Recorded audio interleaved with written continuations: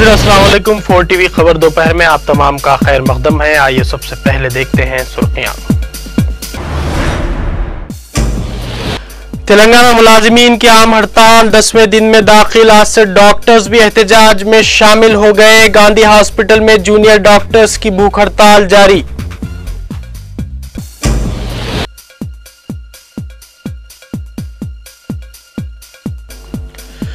तेलंगाना कांग्रेस कायदीन का इजलास 25 सितंबर को दिल्ली रवानगी और सदर कांग्रेस सोनिया गांधी से नुमाइंदगी का फैसला।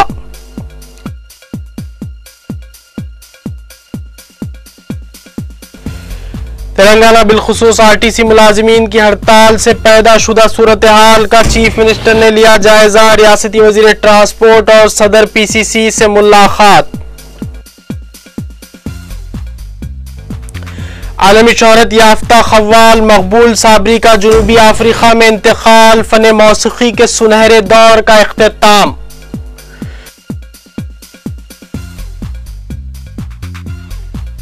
मुअम्मर कज़ाफी की माजूली के बावजूद नेटो ने अपने लीबिया मिशन में 3 माह की तोसी का किया ऐलान। सिरित पर कब्जे के लिए उबूरी हुकूमत की फौज को सख्त मज़ाहमत का सामना।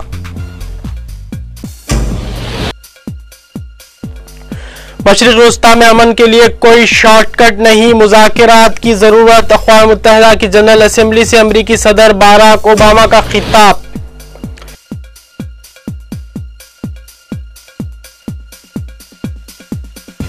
यमन में जंगबंदी के बावजूद झड़पें, 16 अफराद हलाक। फौज और हुकूमत मुखालिफिन में तसादुम जारी।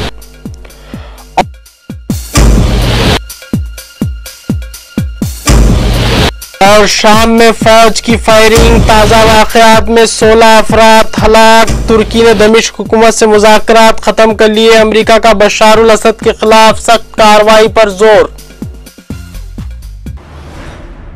अब पेश है खबर तफसील से। तेलंगाना मुलाजिमीन की आम हड़ताल 10वें दिन में दाखिल हो गई है। आज से हड़ताल में डॉक्टर्स भी शामिल हो गए हैं। तेलंगाना डॉक्टर्स जेएसी ने ऐलान किया है कि वो तेलंगाना के तमाम सरकारी हॉस्पिटल में आउट पेशेंट खिदमात का बाइकाट करेंगे। उधर गांधी हॉस्पिटल में गुज़िश्ता 4 दिन से जूनियर डॉक्टर्स की भूख हड़ताल जारी है। जूनियर डॉक्टर्स हड़ताली मुलाजिमीन से इजहार यगानगत करते हुए भूख हड़ताल कर रहे हैं। टीचर्स और आरटीसी मुलाजिमीन के बाद अब डॉक्टर्स के एहतजाज में शामिल हो जाने से हुकूमत की परेशानी में मजीद इजाफा हो गया है। आरटीसी मुलाजिमीन की हड़ताल 4थे दिन में दाखिल हो गई है। 4 दिन में कॉरपोरेशन को तकरीबन 30 करोड़ रुपए का नुकसान बर्दाश्त करना पड़ा है। तेलंगाना भर की सड़कों से बसें गायब हैं। रियासती हुकूमत ने तेलंगाना मुलाजिमीन की हड़ताल को देखते हुए 4 दिन पहले से ही दशहरा की तातीलात का ऐलान कर दिया है। ये तातीलात आज से शुरू हो रही हैं। टीचर्स, डॉक्टर्स, बल्दिया और आरटीसी मुलाजिमीन के हड़ताल में शामिल हो जाने से इंतजामिया मफलूज हो गया है। हैदराबाद में जीएचएमसी के मुलाजिमीन ने कचरे की निकासी नहीं की, वो भी एहतजाज में शामिल हो गए हैं। शहर में जगह जगह कचरे के अंबार नजर आ रहे हैं।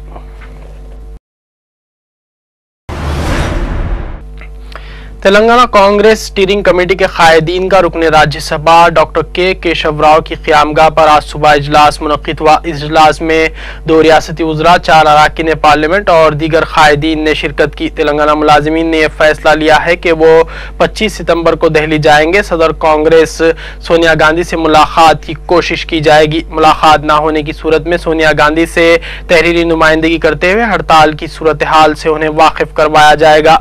इजलास में तेलंगाना से ताल्लुक रखने वाले रियासती वज़रा के इस्तीफों से मुतालिक भी बातचीत की गई। इजलास में सिर्फ 2 वजीर थे। कांग्रेस के तेलंगाना कायदीन की अक्सरियत का ख्याल है कि अगर वज़रा अपने इस्तीफे गवर्नर को पेश करते हैं तो इससे हाईकमान पर दबाव बढ़ जाएगा।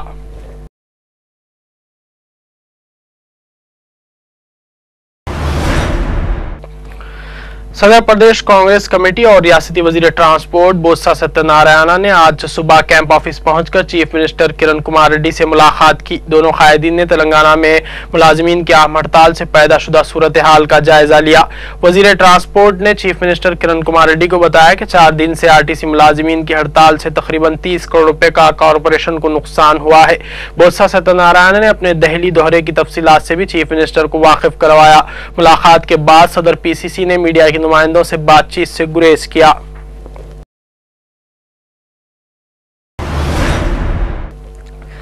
ضلع کھمم میں آج نیو ڈیموکریسی پارٹی کی جانب سے تلنگانہ کی تائید میں کل جماعتی جلسہ منعقد ہونے والا ہے۔ اس جلسے سے تلنگانہ سیاسی جے اور ٹی آر ایس کے قائدین کے علاوہ کمیونسٹ قائدین خطاب کریں گے۔ صدر ٹی آر ایس کے چندر شیکھر راؤ کو وائرل فیور ہو گیا ہے، اس لیے اس جلسے میں ان کی شرکت مشکل نظر آ رہی ہے، لیکن پارٹی ذرائع نے بتایا ہے کہ کے سی آر ہیلی کاپٹر کے ذریعے حیدرآباد سے کھمم جانے پر غور کر رہے ہیں۔ کے سی آر جلسے میں شرکت نہیں کر سکے تو ان کی جگہ کے ٹی آر اور Harish Rao T R S کی جانب سے جلسے میں شرکت کریں گے۔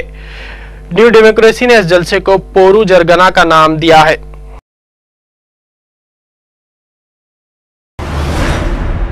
وزیر اعظم ڈاکٹر منموہن سنگھ اقوام متحدہ کے جنرل اسمبلی کے اجلاس میں شرکت کے لیے امریکہ پہنچ چکے ہیں۔ وہ آج شام نیو یارک پہنچیں گے۔ وزیر اعظم کا فرینکفرٹ ایئرپورٹ پر امریکہ میں موجود ہندوستانی سفارتکاروں نے خیر مقدم کیا۔ وزیر اعظم ہفتے کو یو این جنرل اسمبلی سے خطاب کریں گے اور ہندوستان کی سلامتی کونسل میں مستقل نشست، اقوام متحدہ میں اصلاحات اور مشرق وسطیٰ میں قیام امن کے لیے ہندوستان کا موقف واضح کریں گے۔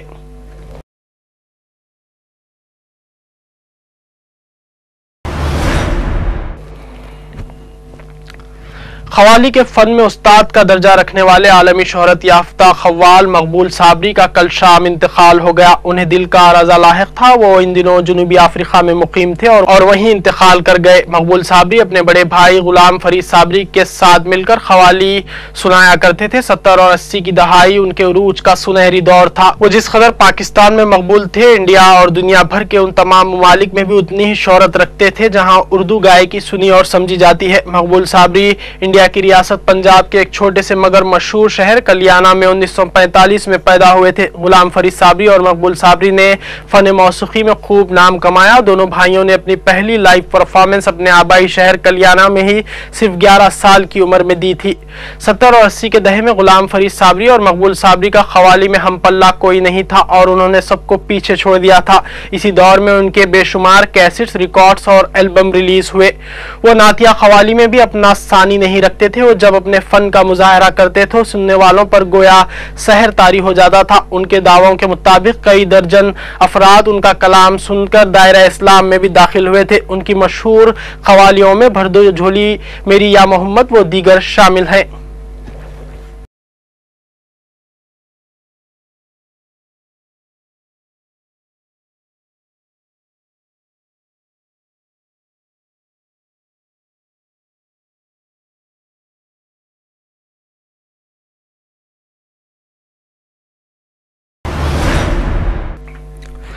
مغربی دفاعی اتحاد نیٹو نے معمر قذافی کی معزولی کے بعد بھی لیبیا میں اپنی فوجی کارروائیاں جاری رکھنے کا فیصلہ کیا ہے۔ نیٹو کے رکن ملکوں نے اس سال مارچ میں شروع ہونے والے اس مشن کی مدت میں مزید 90 روز کی توسیع کر دی ہے۔ اس مشن کی بنیاد اقوام متحدہ کی وہ قرارداد ہے جس میں شہری آبادی کی حفاظت کے لیے مداخلت کی اجازت دی گئی ہے۔ اب تک نیٹو کے جنگی طیارے 8800 جنگی پروازیں مکمل کر چکے ہیں۔ نیٹو کے سیکرٹری جنرل آندریس فوک راسموسن نے کہا ہے کہ جیسے ہی حالات نے اجازت دی یہ مشن ختم کر دیا جائے گا۔ اسی دوران معمر قذافی کے آبائی شہر سرت پر قبضے کے لیے عبوری حکومت کی فوج کو سخت مزاحمت کا سامنا ہے۔ وہاں پر معمر قذافی کے حامی دفاع کے لیے کافی سرگرم ہے۔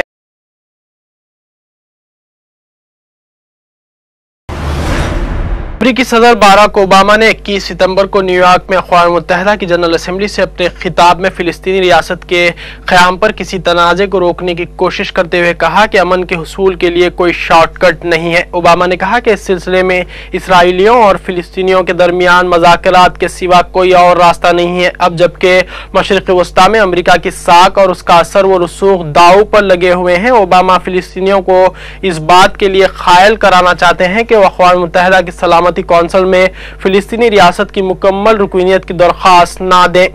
اس کی ایک وجہ تو یہ ہے کہ اس سے اسرائیل ناراض ہوگا اور دوسری یہ کہ اگر ووٹ کی نوبت آئی تو امریکہ فلسطینیوں کے خلاف ویٹو کا حق استعمال کرتے ہوئے اقوام متحدہ میں فلسطینی ریاست کی رکنیت کو ناکام بنا دے گا۔ ایک سال پہلے اوباما نے جنرل اسمبلی کے اجلاس ہی میں یہ کہا تھا کہ ایک فلسطینی ریاست کے قیام کا وقت آ چکا ہے۔ اس سال کے اجلاس سے اپنے خطاب میں بھی اوباما نے کہا کہ اسرائیل کے ساتھ ساتھ ایک فلسطینی ریاست کا بھی قیام ان کا نصب العین ہے، لیکن سوال اس نصب العین العین کا نہیں ہے جو ہم حاصل کرنا چاہتے ہیں۔ سوال یہ ہے کہ اس نصب العین تک پہنچنے کے لیے ہم کون سے راستے کا انتخاب کریں، اور مجھے یقین ہے کہ برسوں سے چلے آ رہے اس تنازع کے حل کے لیے کوئی شارٹ کٹ نہیں ہے۔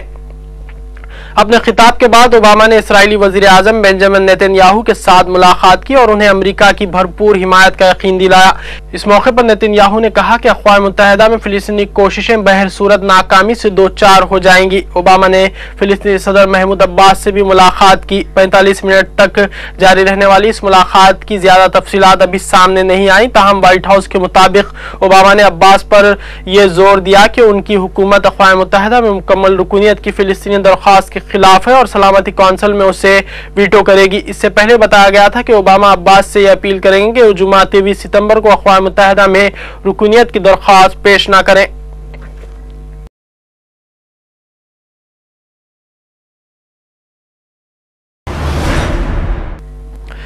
یمن میں حکومت اور باغیوں کے درمیان جنگ بندی سمجھوتے کے باوجود حالات پرسکون نہیں رہے۔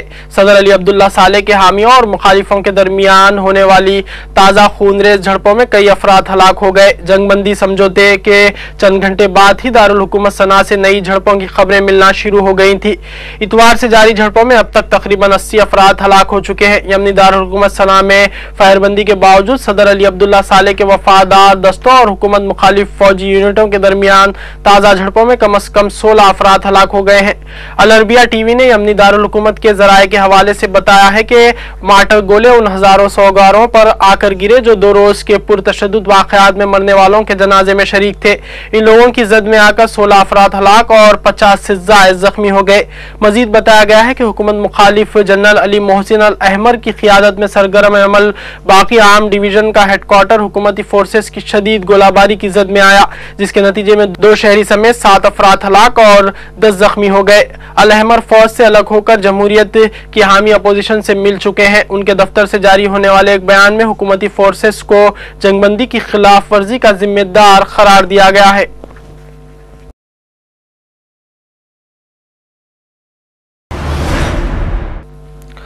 شام میں صدر بشار الاسد کی وفادار فوج کا نہتے شہریوں کے خلاف کریک ڈاؤن جاری ہے۔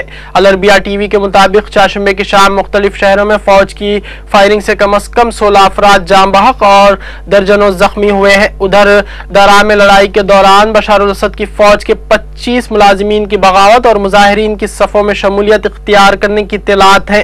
ادھر ترکی نے شام میں پرامن احتجاج پر فوجی طاقت کے استعمال کے خلاف بطور احتجاج دمشق سے ہر قسم کے مذاکرات ختم کرنے کا اعلان کیا ہے۔ نیو یارک میں امریکی صدر باراک اوباما سے ملاقات کے بعد صحافیوں کے سوال کے جواب دیتے ہوئے ترک وزیر اعظم نے کہا کہ بشار الاسد سے ہم 6 ماہ سے مطالبہ کرتے رہے ہیں کہ وہ مظاہرین پر طاقت کے استعمال کا رویہ ترک کرے، لیکن دمشق نے ہمارے ان مطالبات کو کوئی اہمیت نہیں دی۔ ترک وزیر اعظم نے کہا کہ اب ہم یہ فیصلہ لے چکے ہیں کہ انقرہ دمشق کے ساتھ کسی قسم کے مذاکرات نہیں کرے گا اور ہم عالمی برادری کے ساتھ مل کر شام کے خلاف اقتصادی پابندیوں کو مزید سخت کرنے پر بھی غور کریں گے۔